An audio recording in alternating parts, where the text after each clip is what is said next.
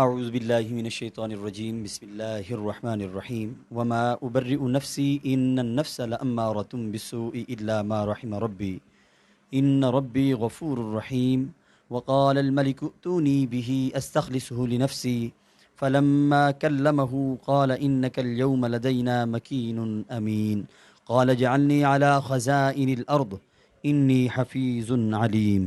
صدق اللہ مولانا العظیم۔ اللہ کے نام سے شروع جو بہت بڑا مہربان ہمیشہ رحم فرمانے والا ہے۔ اور میں اپنے نفس کی برات کا دعویٰ نہیں کرتا، بے شک نفس تو برائی کا بہت ہی حکم دینے والا ہے، سوائے اس کے جس پر میرا رب رحم فرما دے۔ بے شک میرا رب بڑا بخشنے والا نہایت مہربان ہے۔ اور بادشاہ نے کہا انہیں میرے پاس لے آؤ کہ میں انہیں اپنے لیے مشیر خاص کر لوں۔ تو جب بادشاہ نے آپ سے بالمشافہ گفتگو کی تو نہایت متاثر ہوا، کہنے لگا اے یوسف، بے شک آپ آج سے ہمارے ہاں مقتدر اور معتمد ہیں، یعنی آپ کو اقتدار میں شریک کر لیا گیا ہے۔ یوسف علیہ السلام نے فرمایا اگر تم نے واقعی مجھ سے کوئی خاص کام لینا ہے تو مجھے سرزمین مصر کے خزانوں پر وزیر اور امین مقرر کر دو، بے شک میں ان کی خوب حفاظت کرنے والا اور اقتصادی امور کا خوب جاننے والا ہوں۔ اما بعد ان اللہ وملائکتہ یصلون علی النبی یا ایہا الذین آمنوا صلوا علیہ وسلموا تسلیما الصلاۃ والسلام علیک یا سیدی یا رسول اللہ وعلی آلک واصحابک یا سیدی یا خاتم الانبیاء والمرسلین۔ ناظرین کرام، اجالا نیوز ایچ ڈی کے لائیو اسٹوڈیو سے پیش خدمت ہے پروگرام اجالا میرے دین کا، اور میں ہوں آپ کا میزبان محمد منصور الحسن، اور میرے ساتھ حسب سابق حسب روایت تشریف رکھتے ہیں ملک پاکستان کے مشہور و معروف شناخواں جناب محمد عقیل انجم سعیدی صاحب۔ جناب السلام علیکم ورحمۃ اللہ وبرکاتہ۔ وعلیکم السلام ورحمۃ اللہ وبرکاتہ۔ مزاج بخیریت ہے؟ الحمدللہ۔ ماشاء اللہ۔ ناظرین کرام، آج ہم اپنے پروگرام کی کارروائی کا آغاز کرنے لگے ہیں، اور آج ہمارے ایک ویور، ایک چاہنے والے، ایک دیکھنے والے کی فرمائش ہے۔ وہ کہتے ہیں کہ عقیل بھائی کی آواز میں سرائکی نعت، کوئی سرائکی کلام جو ہے وہ ہم سننا چاہیں گے۔ تو جناب میں آپ سے ملتمس ہوں کوئی سرائکی کلام جو ہے وہ آپ نبی اکرم صلی اللہ تعالیٰ علیہ وآلہ وسلم کی بارگاہ میں پیش کریں جناب۔ جی بہت شکریہ کر سب، انشاءاللہ پیش کرتا ہوں۔ ایک بڑا خوبصورت کلام ہے۔ کونین دا مختار ملا سوہنا نبی، کونین دا مختار ملا سوہنا نبی، کونین دا مختار ملا سوہنا نبی، کونین دا مختار ملا سوہنا نبی، کونین دا مختار ملا سوہنا نبی، مخلوق دا غم خار ملا سوہنا نبی، مخلوق دا غم خار ملا سوہنا نبی،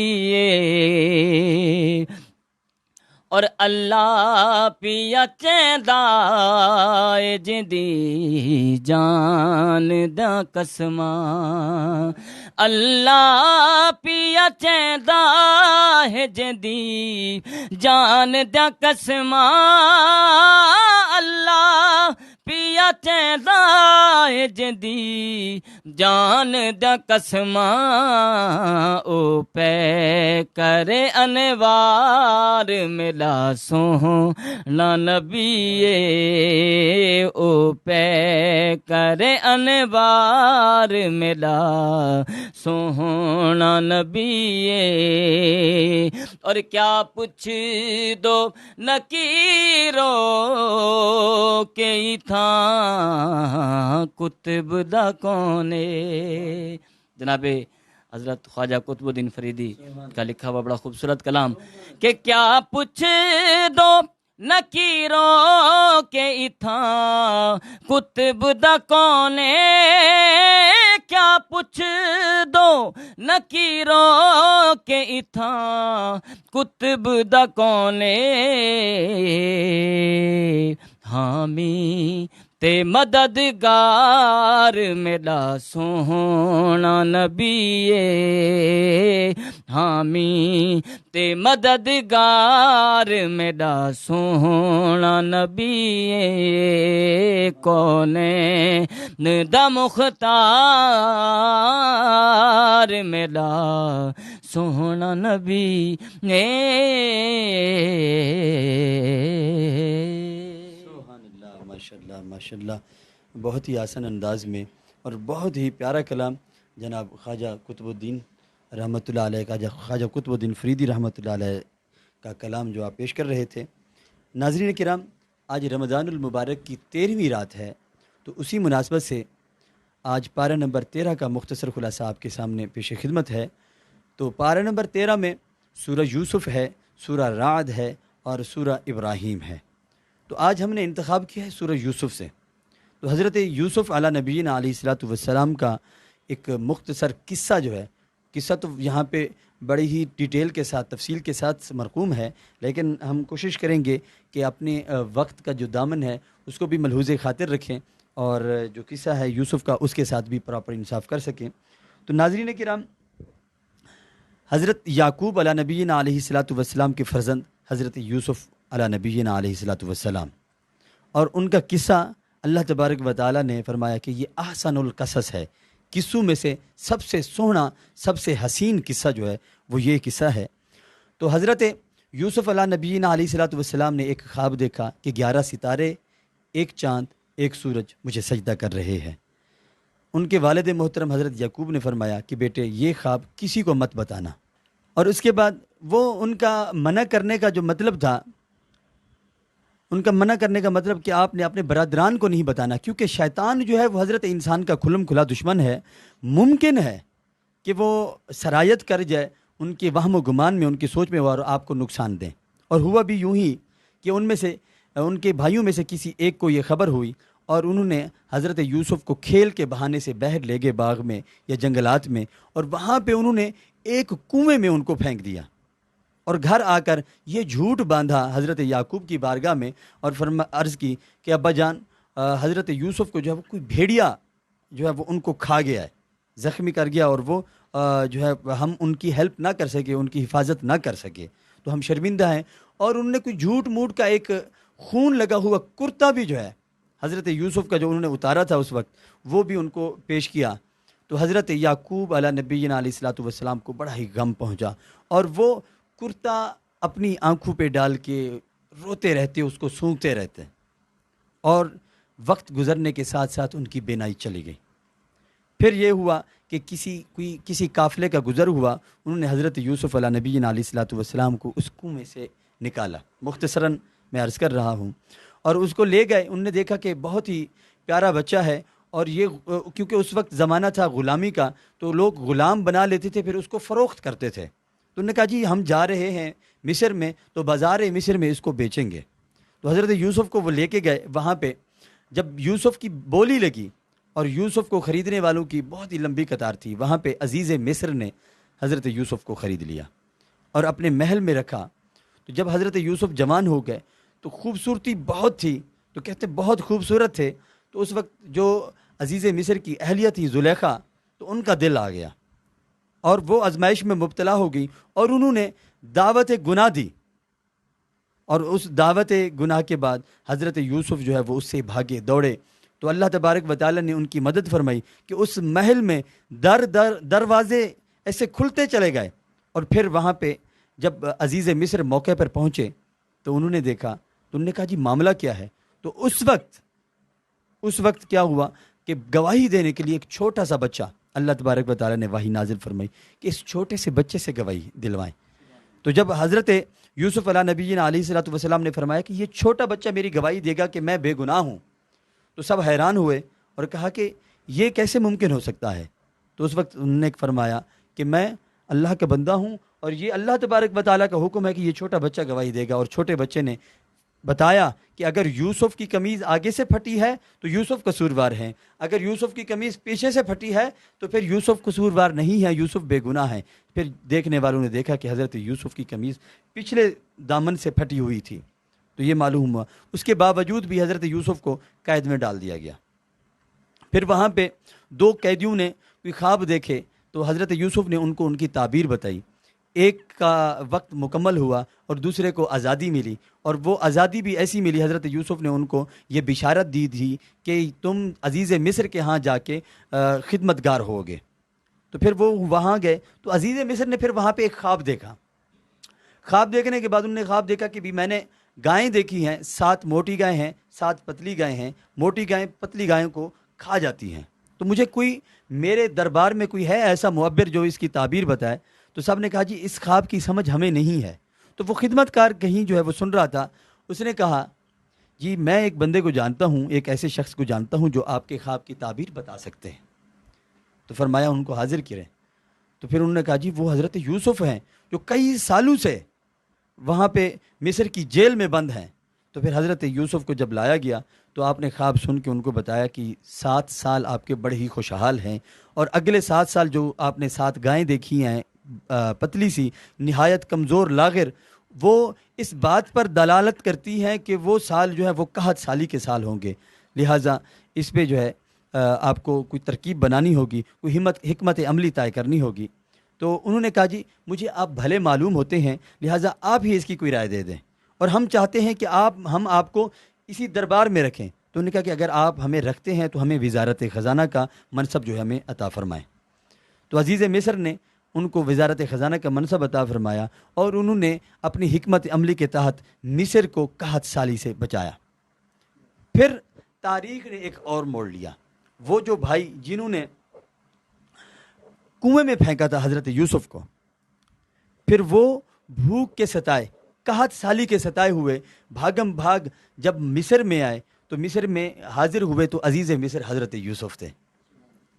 تو یہ حضرت یوسف نے ان کو پہچانا, اور پہچاننے کے بعد جو ان کے سگے بھائی تھے ان سے اپنے بابا کے متعلق سوال کیا. تو انہوں نے کہا جی ان کی تو بینائی چلی گئی ہے, وہ تو اپنے بیٹے یوسف کو یاد کر کر کے روتے ہیں, اور روتے روتے وہ اپنی بینائی کھو بیٹھے ہیں. تو پھر کہتے ہیں سیانے کہتے ہیں کہ جو چیز جہاں پہ گم ہوتی ہے وہیں سے ملتی ہے. تو انہوں نے جب دیکھا تو ان کو بتایا اپنے بھائی کو کہ بھی میں ہی یوسف ہوں, تم ایسا کرو یہ میرا کرتا لے جاؤ, بتانا مت کہ یہ کس کا کرتا ہے, کرتا لے جاؤ, میرے والد محترم حضرت یعقوب علیہ نبینا علیہ الصلوۃ والسلام کے چہرے پر یہ کرتا ڈالنا, پھر دیکھنا کیا ہوتا ہے. جب وہ کرتا لے گئے, جب چہرہ یعقوب پر اس کرتے کو ڈالا گیا تو خوشبو سونگ کے ان کی بینائی واپس آ گئی. تو انہوں نے کہا جی یہ تو یوسف کی خوشبو ہے. تو یہاں سے ثابت ہوا جو چیز جہاں پہ گم ہوتی ہے وہ وہیں سے ملتی ہے. تو ناظرین کرام یہ تھا مختصر خلاصہ, کیونکہ پارہ نمبر 13 میں اللہ تبارک و تعالی نے جو سورۃ الرعد بھی ہے اور آگے سورہ ابراہیم بھی ہے, وہاں پہ حضرت ابراہیم علیہ نبینا علیہ الصلوۃ والسلام کا قصہ بھی ہے, اور ایسے ہی حضرت اپنا جو سورہ رعد ہے اس میں زمین کے جو زمین میں اللہ تبارک و تعالی کی جو کاریگری ہے وہ اللہ تبارک و تعالی نے فرمایا کہ زمین جو ہے اس کے مختلف خطے ہیں, اور ہر خطے میں اللہ تبارک و تعالی نے تقسیم فرما رکھی ہے کہ یہاں پہ کس فصل نے ہونا ہے. اور اللہ تعالیٰ فرماتے ہیں کہ کسی جگہ کھجور ہوتی ہے تو کسی جگہ انگور ہوتے ہیں, کسی جگہ انار ہوتے ہیں, کسی جگہ ایسے پھل ایسے درخت پیدا ہوتے ہیں جن کی شاخیں بہت زیادہ ہوتی ہیں, کسی جگہ ایسے درخت پیدا ہوتے ہیں جن کی شاخیں بہت کم ہوتی ہیں. یعنی اللہ تبارک و تعالیٰ نے اپنی کاریگری بیان فرمائی ہے کہ کس طرح زمین کو ہم نے تقسیم کیا ہوا ہے. تو ناظرین کرام یہ تھا پارہ نمبر 13 کا مختصر خلاصہ. تو اب ہم اپنے پروگرام اجالا میرے دین کا کی زینت کو بڑھانے کے لیے نعت رسول مقبول صلی اللہ تبارک و تعالیٰ علیہ وآلہ وسلم کو شامل کریں گے. تو اس کے لیے میں ملتمس ہوں جناب محمد عقیل انجم سعیدی صاحب سے کہ وہ کوئی کلام اللہ تبارک و تعالیٰ کے پیارے حبیب صلی اللہ تعالیٰ علیہ وآلہ وسلم کی بارگاہ میں پیش کریں. بہت شکریہ کر صاحب. وہ جس کے لیے محفل کونین سجی ہے,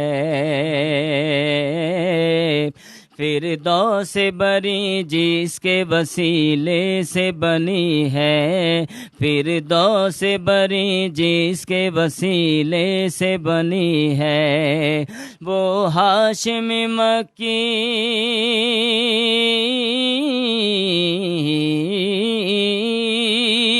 وہ ہاشمی مکی مدنی العربی ہے، وہ میرا نبی میرا نبی میرا نبی ہے، وہ میرا نبی میرا نبی میرا نبی ہے، وہ میرا نبی ہے۔ اللہ کا فرمان علم نشرح لک صدرک منصوب ہے جسے ورفعنا لک ذکرک، اللہ کا فرمان علم نشرح لک صدرک منصوب ہے جسے ورفعنا لک ذکرک، جس ذات کا قرآن،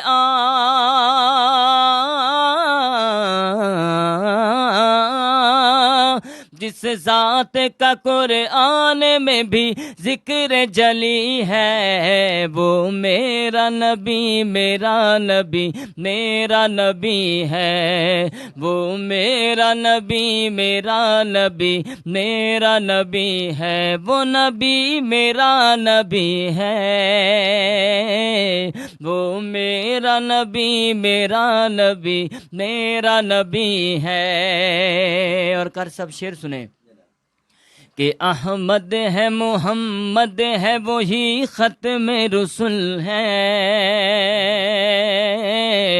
مخدوم مربی ہے وہی والی کل ہے، احمد ہے محمد ہے وہی ختم رسل ہے،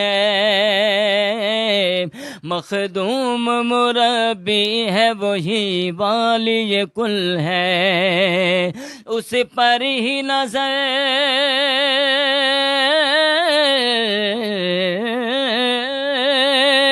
اس پر ہی نظر سارے زمانے کی لگی ہے، وہ میرا نبی میرا نبی میرا نبی ہے، وہ میرا نبی میرا نبی میرا نبی ہے، وہ نبی میرا نبی ہے، وہ میرا نبی میرا نبی میرا نبی ہے۔ اور کر سب اللہ کریم نے اپنے محبوب کو کن کن القاب سے نوازا ہے، ذرا توجہ کیجئے گا کہ مزمل و یاسین و مدثر و طٰہٰ،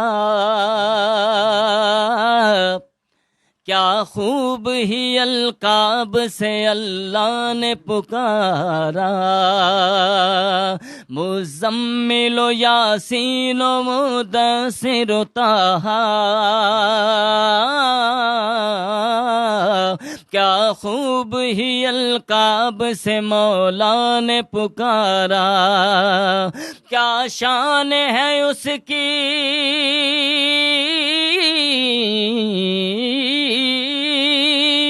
کیا شان ہے اس کی وہ جو امی لقبی ہے، وہ میرا نبی میرا نبی میرا نبی ہے، وہ میرا نبی میرا نبی میرا نبی ہے، وہ نبی میرا نبی ہے، وہ نبی میرا نبی میرا نبی میرا نبی ہے۔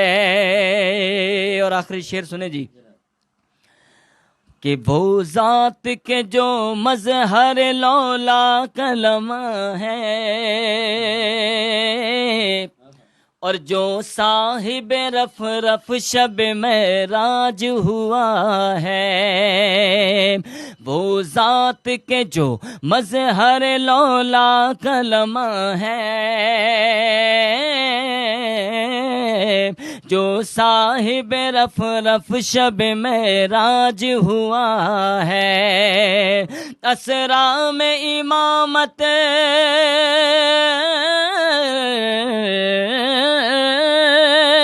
اسرا میں امامت جنہیں نبیوں کی ملی ہے، وہ میرا نبی میرا نبی میرا نبی ہے، وہ میرا نبی میرا نبی میرا نبی ہے، وہ جس کے لیے محفل کونین سجی ہے، فردوس سے بری جس کے وسیلے سے بنی ہے، وہ ہاشمی مکی مدنی العربی ہے، وہ میرا نبی میرا نبی میرا نبی ہے۔ ماشاءاللہ بے شک وہ میرا نبی ہے۔ ناظرین کرام، بہت ہی آسان انداز میں اللہ تبارک و تعالیٰ کے پیارے حبیب علیہ الصلاۃ والسلام کی بارگاہ میں ہدیہ عقیدت پیش کر رہے تھے جناب محمد عقیل انجم سعیدی صاحب۔ ناظرین کرام، یہاں پہ وقت ہوا چاہتا ہے اختتام کا۔ اجالا میرے دین کا پروگرام اپنے اختتام کو پہنچا۔ انشاءاللہ کل اسی وقت پھر اسی پلیٹ فارم اجالا نیوز HD سے پھر براہ راست آپ سے مخاطب ہوں گے۔ کل تک کے لیے اپنے میزبان محمد منصور الحسن اور میرے ساتھ تشریف رکھتے جناب محمد عقیل انجم سعیدی صاحب کو اجازت دیجیے۔ اللہ نگہبان۔